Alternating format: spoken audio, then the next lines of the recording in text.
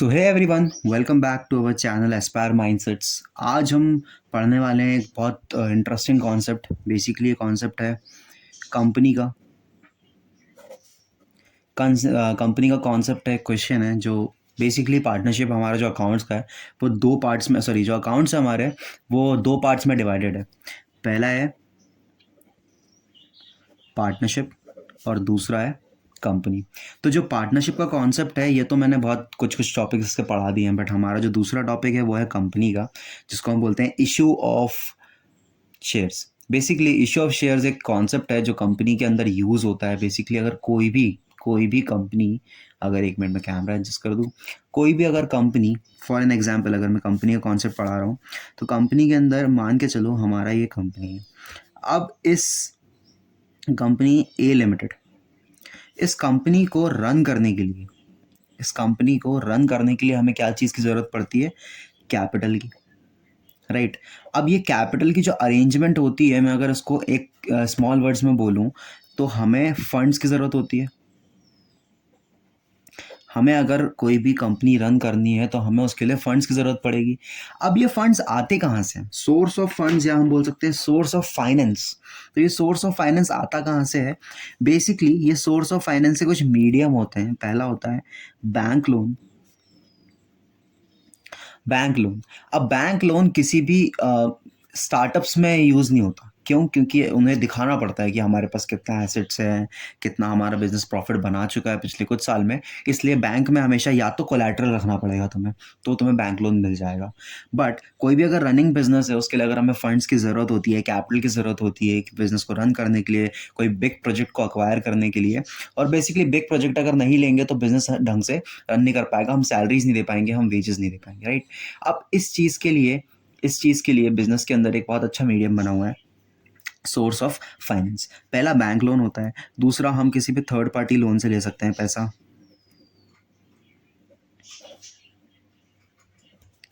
ठीक है। अब और भी चीज़ें होती हैं, मैं एक्सेट्रा लिख देता हूँ, सारे फाइनेंस के चैप्टर बिजनेस में जो है उसमें पढ़ सकते हो।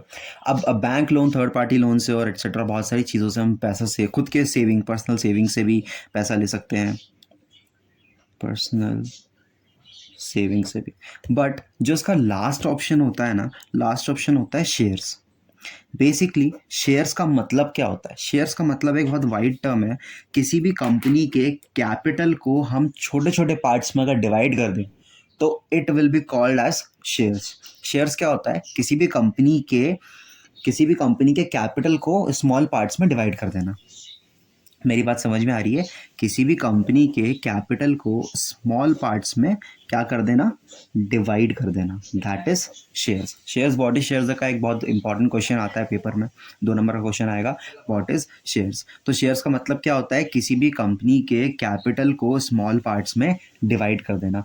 अब हम किसी भी कैपिटल को स्मॉल पार्ट्स में कैसे डिवाइड कर सकते हैं? देखो, मान के चलो हमारा कॉन्सेप्ट, चैप्टर का नाम है issue of shares. Issue of shares का मतलब क्या होता है कि हमने हमारी कंपनी के लिए कोई भी कैपिटल के अरेंजमेंट चाहिए, तो हम क्या करेंगे? इस शेयर्स को पब्लिक के लिए किसको ऑफर करेंगे? पब्लिक को ऑफर करेंगे। हम ये शेयर्स किसे ऑफर करेंगे? पब्लिक को ऑफर करेंगे। हम बोलेंगे कि भैया पब्लिक, हम यहाँ पे बहुत सारे पब्लिक होंगे, छोटे बड़े सब। तो हम बोलेंगे भैया पब्लिक, एक काम करो, आप आओ और हमारे शेयर्स को खरीदो। अब आप ये पूछोगे कि भाई वो शेयर्स खरीदेगा, हमें पैसा देगा, तो उसका क्या फायदा हो रहा है? देखो, अगर हमने, मान के चलो ये शेयर्स है, इसको हमने दिया पब्लिक को, पब्लिक ने हमें एक नॉमिनल अमाउंट पे करा उस शेयर्स के लिए, करा कि नहीं करा? तो अब अगर उन्होंने हमारा शेयर लिया है तो ये किस बेसिस पे होगा? परसेंटेज के बेसिस पे। स्पेलिंग नहीं आती तो मैं पीआर लिख देता हूँ, ठीक है, आती तो है वैसे, परसेंटेज,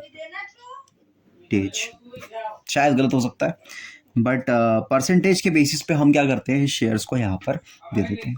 अब परसेंटेज के बेसिस पे जब हम शेयर्स दे देंगे यहाँ पे, तो हम इन रिटर्न क्या दे रहे हैं? इनको हाँ, तो हम जब यहाँ पर शेयर्स को इनसे मतलब हम पब्लिक को बोलेंगे कि भाई पब्लिक आओ, ये शेयर्स के ये जो शेयर्स हैं इसको लेके जाओ और हमें एक नॉमिनल पे अमाउंट जो है पे कर दो। तो जब ये अमाउंट पे करेगी तो जब भी हमारे कंपनी में शेयर्स के जैसी प्रॉफिट होता है तो उसके अकॉर्डिंग इस परसेंटेज के बेसिस पे हम उन्हें क्या देंगे, रिटर्न देंगे, जिसको हम बोलते हैं return on investment. Return on investment क्या होता है, किसी भी इन्वेस्टर, जो भी इन्वेस्टर होता है वो किसी कंपनी, पर्टिकुलर कंपनी के अंदर अगर पैसा इन्वेस्ट करता है तो उस इन्वेस्टमेंट पे उन्हें रिटर्न मिलना। Return it should be in amount, ठीक है, कोई एक नॉमिनल परसेंटेज जो भी प्रॉफिट का होगा वो उसे मिल जाएगा। या तो आप ये शेयर ज़्यादा खरीद सकते हो या फिर आप ये शेयर कम खरीद सकते हो। It depends on your money कि आप कितना शेयर खरीद रहे हो, कितने परसेंटेज को खरीद रहे हो किसी भी कंपनी के। हाँ, तो हम बात कर रहे थे शेयर कैपिटल के बारे में। अब ये शेयर कैपिटल क्या होता है, मैंने क्या कहा था कि हम किसी भी फर्म के कैपिटल को स्मॉल पार्ट्स में डिवाइड कर देते हैं, दैट इज शेयर्स। तो शेयर कैपिटल को इशू करने के 3 मेथड होते हैं, 3 तरीके होते हैं। पहला होता है authorise share capital. What is authorise share capital? अगर किसी ने मेरे पास से 11th पढ़ा है तो उसे ये पता होगा कि ऑथराइज शेयर कैपिटल क्या होता है। बेसिकली इसके अंदर एक, हाँ, तो ऑथराइज कैपिटल जिन्होंने 11th पढ़ा है मेरे पास उन्हें ये पता है कि इसके अंदर आता है memorandum of association. Memorandum of association क्या होता है? Memorandum of association. Memorandum of association एक टर्म होता है जिसके अंदर बिजनेस के कुछ इंपॉर्टेंट डॉक्यूमेंट्स होते हैं, जैसे कि इसके अंदर बिजनेस का नेम लिखा होगा, बिजनेस के शेयर्स लिखे होंगे, बिजनेस की PSR लिखा होगा, या हम बोल सकते हैं बिजनेस क्या जो भी अदर चीज़ें होती हैं वो सारी चीज़ें लिखी होती हैं। तो इसके अंदर एक और डिटेल होती है, that is authorised share capital. Authorise share capital का मतलब ये होता है कि बिजनेस, हमारा जो कंपनी है, ये कंपनी कितना कितना मैक्सिमम, मैं क्या बात बोल रहा हूँ, कितना मैक्सिमम शेयर्स को पब्लिक के लिए इशू कर सकता है, कितना मैक्सिमम शेयर्स पब्लिक के लिए इशू कर सकता है, उसकी सारी डिटेल कहाँ पे लिखी होती है? ऑथराइज शेयर कैपिटल के अंदर। मैंने क्या बोला, आपको समझ में आया? ऑथराइज शेयर कैपिटल के अंदर मैक्सिमम शेयर कैपिटल लिखा होता है जितना वो पब्लिक को इशू कर सकता है। फॉर एन एग्जाम्पल, चलो मैं एग्जाम्पल क्वेश्चन के अंदर बता दूंगा कि क्या है ऑथराइज कैपिटल, क्या है इशू ऑफ शेयर्स। अब ये जो कैपिटल है, फॉर एन एग्जाम्पल अगर मैं बोलूं कि मेरे पास अमाउंट में होगा, याद रखना मैंने क्या बोला कि मेरा ऑथराइज कैपिटल अमाउंट में है, जैसे कि 10 लाख शेयर्स है मेरे पास। कितने हैं? 10 लाख, सॉरी 10 लाख का अमाउंट है, मतलब 10 लाख का क्या है? कैपिटल है, जिसको मैं बोल रहा हूँ ऑथराइज कैपिटल है। तो सबसे पहले तो मैं इस 10 लाख को कन्वर्ट करूंगा किसके अंदर? शेयर्स के अंदर। मान के चलता हूँ एक शेयर मेरा 10 रुपए का है, तो ये मेरे हिसाब से हो गया कितना? 10,000, कितना, सॉरी 1 लाख, ये हो गया 1 लाख शेयर्स। कितना हुआ? 1 लाख शेयर्स हो गए। एक शेयर कितने का है मेरा? एक शेयर अगर मैं बोलूं तो 10 रुपए के हिसाब से, एक शेयर में कितने का है? 10 रुपए के हिसाब से। तो एक शेयर अगर मेरा 10 रुपए के हिसाब से है तो टोटल 1 लाख शेयर्स मेरे कितने रुपए के हुए? 10 लाख के हुए कि नहीं हुए? तो वैसे ही मैंने ये बोला कि भैया मेरे जो ये 1 लाख के शेयर्स है ना, क्या आपको दिख रहा है? मेरे जो ये 1 लाख के शेयर्स हैं, मैं इस 1 लाख के शेयर में से इश्यू ऑफ कैपिटल का मतलब क्या, इश्यू ऑफ शेयर कैपिटल का मतलब क्या होता है कि मैं इस 1 लाख में से पब्लिक को, किसको? पब्लिक को, मैं 1 लाख के शेयर्स में से पब्लिक को 50,000 शेयर्स ऑफर करता हूं कि भाई आप आओ, मेरी कंपनी का 50,000 शेयर्स आप खरीद सकते हो। ठीक है, अब जब मैं 50,000 शेयर्स को बेच रहा हूं तो ये कितने के हुए? कितने होंगे 50 लाख शेयर्स? 5 लाख के होंगे ना। 10 रुपए का एक शेयर पड़ता है, तो 5 लाख का जब जो शेयर होता है, मैं इस 5 लाख के शेयर्स में, अच्छा मैं तो मैंने बोल दिया, ये मैंने बोला कि भाई मैं इशू कर रहा हूं कितने? 50,000 शेयर्स। अब ये सब्सक्राइब शेयर्स का मतलब क्या होता है कि पब्लिक आएगी और बोलेगी कि भैया मेरे को जितने शेयर चाहिए मैं उतने ही तो ले पाऊंगा, उससे ज्यादा तो ले नहीं पाऊंगा, मेरे पास जितने शेयर्स हैं मैं उतने ही शेयर्स ले पाऊंगा, उससे ज़्यादा तो मैं शेयर्स ले नहीं पाऊंगा। तो अब इस पॉइंट पे क्या करें?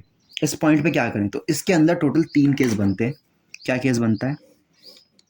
फर्स्ट वन इज, ध्यान समझना मैंने क्या बोला, 1 2 3 होते हैं और थर्ड वाले में सब्सक्राइब। देखो अब या तो पब्लिक, 2 केस बनते हैं इसके अंदर, या तो पब्लिक बोलेगी कि मुझे पूरे 50,000 शेयर्स चाहिए, तो फुल सब्सक्रिप्शन हो गया। मैंने क्या बोला यहाँ पे, क्या आया, फुल सब्सक्रिप्शन। या तो पब्लिक बोलेगी यार मुझे 50,000 तो नहीं चाहिए, सबने खरीद लिया, एक पब्लिक नहीं है, पब्लिक मिलियंस में है, उन सब ने खरीद लिया। अब वो जितना भी खरीदे तो उन सब की टोटल कैलकुलेशन हुई कि भाई अब तो 50,000 में से कितने बिके, 40,000 शेयर्स बिके हैं। कितने बिके, 40,000। तो मेरे ख्याल से तो ये पूरा सब्सक्रिप्शन हुआ ही नहीं है, तो हम इसको क्या बोलेंगे, अंडर सब्सक्रिप्शन। समझ में आया मैंने क्या बोला, इसको हम क्या बोलेंगे, अंडर सब्सक्रिप्शन। और अगर पूरा चला जाता है 50,000 तो उसको क्या बोलते हैं हम लोग, फुल सब्सक्रिप्शन। अब ये जो भी सब्सक्रिप्शन वाली चीज है, ये किस तरीके से हम कर सकते हैं, देखो अब मेरी बात ध्यान सुनो, ये इंट्रोडक्शन पार्ट है, इसके अंदर पूरा डिटेल आएगा।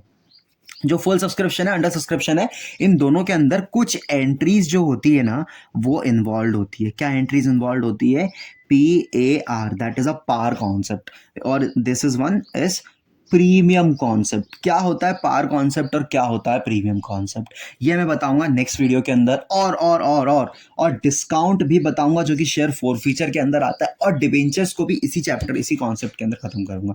तो this is only for is only introduction video, जिसमें तुम सब समझ सकते हो कि क्या हो रहा है क्या नहीं हो रहा। और अगर और भी तुम्हें समझना है क्या करना है तो कमेंट करो, नेक्स्ट पार्ट आता जाएगा, पार्ट के हिसाब से देखते जाओ, क्योंकि इसके बाद मैं नेक्स्ट पढ़ाऊंगा पार, प्रीमियम, देन उसके बाद advance, arrear, over subscription, under subscription, pro rata. इतने कॉन्सेप्ट क्लियर करने के बाद फिर मैं डिस्काउंट वाले पे आऊँगा, issue of share four feature. Four feature के बाद क्या आएगा, री इशू आएगा। फिर उसके बाद फाइनल आता है हमारा डिबेंचर्स। तो हो सकता है मैं डिबेंचर्स के बाद करा दूँ, क्योंकि दोनों सेम ही कॉन्सेप्ट होते हैं। ओके, तो जाने से पहले वीडियो को शेयर करो अपने फ्रेंड्स के साथ, एग्जाम्स आ रहे हैं, और वीडियो को लाइक करो। और इसके अंदर कुछ भी अगर गलत हुआ है तो मेरे को प्लीज़ बताओ, क्योंकि मैंने स्कूल्स में और कोचिंग में ही पढ़ा है, वीडियोज़ में ये मेरा फर्स्ट सेकंड टाइम है। तो अगर कुछ भी मिस्टेक्स होती है बोलने में तो कमेंट में बताओ, मैं उसको करेक्ट करने की कोशिश करूँगा। And thank you for watching.